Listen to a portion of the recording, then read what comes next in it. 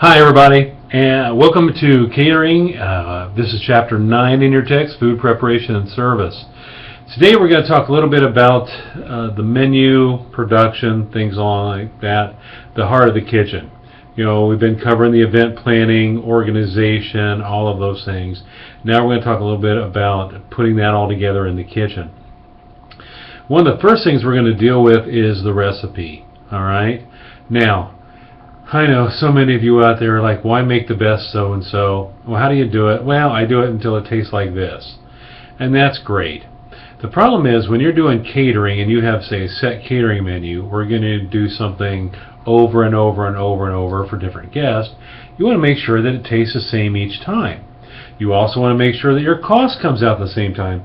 If you're doing a lot of variance with the recipe, it may cost $2 per portion one time, $2.25 another time, $2.50 another time. So you can't get your business side right because your costing is always going to be different. There's nothing worse than someone saying, well, I went to this event and I had this dish and it was delicious, and someone else books it for an event and they said, it's not anything like what you said, it's just not the same. So recipes are very important. That leads us to the use of standardized recipes. And we've talked about this in other classes, and a standardized recipe is basically a recipe that if you follow it exactly, it should give you the same results every time. It should say what you're making, how to make it, what pans to use, how long to cook it, the number of portions, the size of the portions. A good one's going to have proper cooling, what to do with leftovers. It should be run through HACCP and have critical control points on it. Does a standardized recipe guarantee that it will come out correct every time? No. Because there's usually issues with people's comprehension, with their reading. They just don't pay attention. They skip parts of it. And a standardized recipe can still be written poorly. So that can be an issue. A lot of caterers have gone to recipe software, alright, that you can put in your ingredients and it will develop costing and recipes for you. There are a couple of examples that I put in the content under the lecture, so if you'd like to go and look at these. They're not necessarily cheap. I mean, they range from $1,000 up to about $4,000 to buy.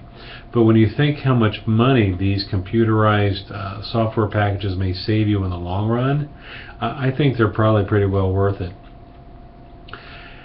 You're going to be doing a lot of recipe conversions in catering, right? If you've got a recipe for lasagna and it normally makes 10, well, this week you're doing it for 40, this week you're doing it for 10, next week you're doing it for 80, the week after you're doing it for 120. So you've got to be really good at doing recipe conversions. Now, we covered this in earlier classes, but the basic conversion, just try to remember no. N over 0, alright?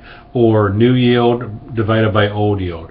So basically, if my first one makes 10, and I want to know what it is for 20, I take the new 20 divided by the old 10. That gives me a conversion factor. I take that conversion factor and I multiply it times all of the individual ingredients that go into the dish, and that tells me how much now I should be buying to give me the right amount of food for that. So being able to convert a recipe is very important. There are some problems with converting recipes. You may not have the equipment that you use for a small batch. You may not have the room to do a large batch. Also, some ingredients don't scale very well. Things like jalapenos, garlic, hot sauce, things that are very strong. If you are doing a recipe that calls you to do 50 times something, well, 50 times the garlic may be way too much. So you have to use some common sense and actually do a lot of tasting to make sure that your dish is going to come out the way you want it. Sometimes you just can't make and take enough care to do those things that you want. So you have to be aware of that when you do your menu planning, that sometimes if somebody wants an omelet station for 500, but you only have 2 people that can do omelet station, you might want to rethink that. So now that we've got the recipes planned out, and a lot of stuff else is going to go into the recipes, by the way, your storage space you have in the kitchen, the skill level of your staff, what items are you profitable on, a lot goes into that. But now you've got the recipe figured out, so now you're going to put a production plan in. And a production plan is basically where we list all the things we're going to do and when we're going to do it.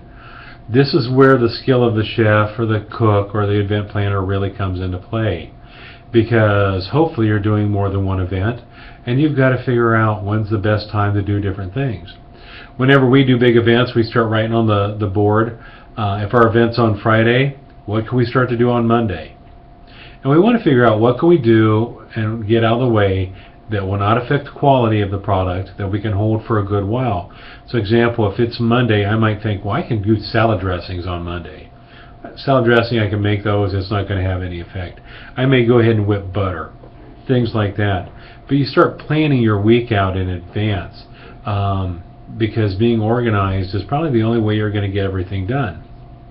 Some things you may just want to do right the day before or even the day of, because that's when they're best. We have a large steak event coming up. We're going to take our steaks and we actually mark them on the grill the day before the event. We cover them with a fresh herb butter, kind of seal them up, and then in the cooler. Then for service, we take them out, we throw them in a 500-degree oven for about 8 minutes, and all the steaks come out the same way. That's much smarter than having someone stand at a grill and trying to grill steaks almost like you're grilling to order and get them cooked all the same and get them all out at the same time.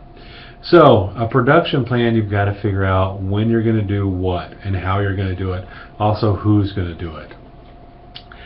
You do a lot of cream puffs. Make those cream puffs during your slow time. Put them in the freezer. Unfilled, of course, but just do your pot of choux shells. And then whenever you sell cream puffs, you just pull some out of the freezer, thaw them, and fill them. You have to be aware of seasonal menus, too, when you're putting your menus together and planning your production. This week's discussion question is actually on seasonality. It's one of those things that people who come to you and book the events do not necessarily know what's in season. They just know what they like. And so being able to work with people is a real skill. Because you want your food to shine, you want things to be what's the freshest, what's in season. Typically, of course, there could always be some issues, and there might be ways that we could use those products in a different way to achieve something that maybe will appease the client, but also appease our sense of the seasonality and availability. When we're putting menus together, I like to think about theme and event-driven menus. It is so much easier coming up with menus for an event if you have a theme.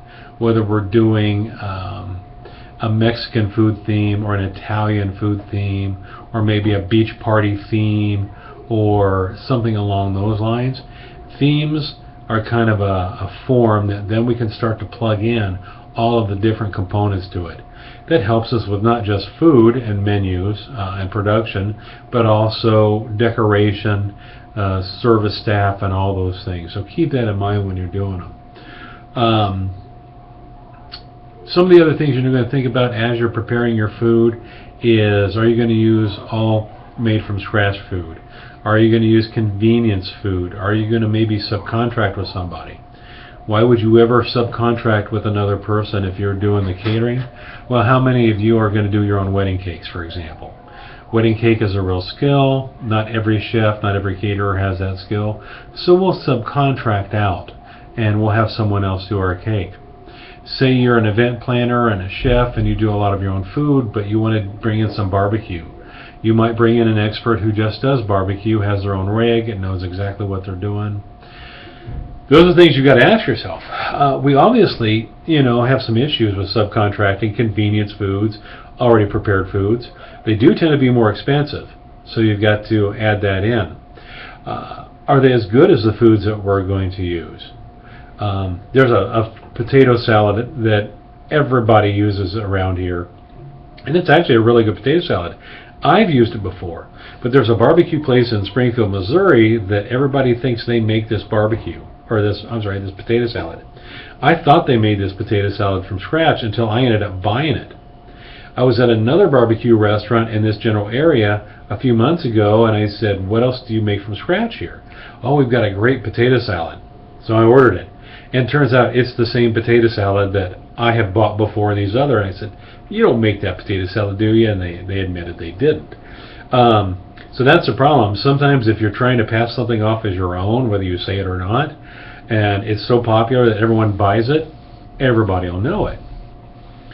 I subcontract for the guy to do the barbecue or the gal to do the barbecue, and they are late to the event. They don't bring enough meat. The meat's not cooked properly. You understand the point. Every time we let somebody else in, we take more potential problems on, because not everybody's going to care. They're going to get their money. They don't care if our client's happy or not. So that can be a real issue. A couple other things to think about when it comes to production. We already mentioned staff. Do you have the staff to do it? Do you have the size of facility? Do you have the cooking equipment? Storage is a big one.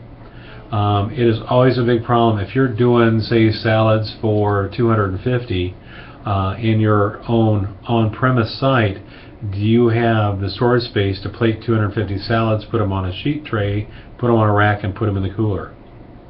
Or do you have to come up with something else? We had this situation a year ago when we were doing a large gala for about 250 people. They had been doing a tossed salad for years. The problem is the tossed salad had to be put out at an hour and a half or more before people would sit down to eat, because of logistics of people coming in and the amount of time it took to plate. So basically the green salad was sitting out on the table for way too long. It was getting warm, it was wilting. I didn't want to do that. So we came up with an idea to do a baby vegetable salad. Fresh, crisp vegetables that could sit out on the table for that hour and a half.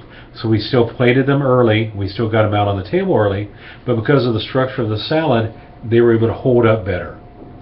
The client thought it was a great idea, and I was really proud of it compared to putting out a salad that was going to be all wilted. So you got to think about the space. If you're traveling and say you're an off-premise caterer and you're trucking your food around, you've got to think about transportation. Do you have to have a truck? Does that have to be a refrigerated truck? If not, do you have refrigerated boxes you can take it? What about hot boxes? Back in the day at Ball State, when we were doing 20 or more caterings a day, we would get the food halfway done, throw it into a hot box. A CDL license or a commercial driver's license driver would transport this to somewhere else. We'd meet them. We would make sure the food was at the right temp, finish it off, and serve it. Driver would come back later and pick up the hot box and all the leftover items. So you can't just have everybody jumping in the van and throwing a bunch of stuff in the back. If you follow a HACCP plan, the HACCP plan is going to have you take temperatures of the food while you're making it, when you pack it, during transport, when you unload it, and when you serve it. Now imagine if you're doing 10 events a day and you've got to take track of all those temperatures at all those different times. It takes a while. But you've got to have good equipment. I've had events where we have literally rented refrigerated trucks and had them running overnight. We did an event years ago that we plated the dessert, and the dessert plate had basically about 15 different items on it. It was a collection of a lot of small single bites, single sauces, and around. It took 2 people 8 hours to plate these desserts. And then what we did was we plated them in a day. We put them in the back of a refrigerated truck that we got from Cisco, and we ran that truck all night long to keep the food refrigerated. And then we served the dessert the next day. So having the right tools, very important. And those things are not cheap, by the way. Refrigerated trucks, obviously, but also hot boxes, Cambro boxes to keep foods hot, which are non-mechanical but basically just insulated plastic, still can run $300, $400, $500. So pretty expensive. Now we've done the event. We still have one more issue to deal with food. That's leftovers. Now leftovers is a touchy situation. Your catering client's going to come up to you and say, I paid for this food, it's mine, I'm taking it home. That sounds simple. That sounds really easy, clean cut. But what happens if that person takes that food home, doesn't reheat it properly, and then gets sick from it? Why don't we donate all of our food to homeless shelters? It's the same issue. If they don't have due diligence and take care of it like we do, somebody could get sick and then someone's going to get sued. So, it's one of those things, most of the places I've worked, especially schools, will have a disclaimer that says there are no leftovers. Any food left over after the event is the property of the caterer. People say, well, I paid for it. Well, you paid for the amount that's consumed there, but due to safety issues, we don't allow people to take food home. Yeah, that could be a sticky point. I tell you, I had an event years ago that somebody wanted to take a bunch of cheese home from the event. They had paid for a cheese display, and there was a bunch of cheese left over. Of course, we have a plan for it, but and this gentleman really wanted to start an argument, and I explained the policy as nicely as I could. Half an hour later, I noticed the cheese, a big block of cheese is gone, and I noticed this guy walking out the door, and literally he had put a 5-pound block of cheddar cheese into his pants and was walking out. At that point, I decided it was best to let him have that cheese. I probably would not use it again, and I just didn't want to fight anymore. True story. Now, what can we do in that situation? Well, we want to prevent that situation from happening. So if we use good planning, we scale our recipe properly, we make the right amount, we can hopefully come out so we don't have a whole lot of leftovers. I mean, that's number one.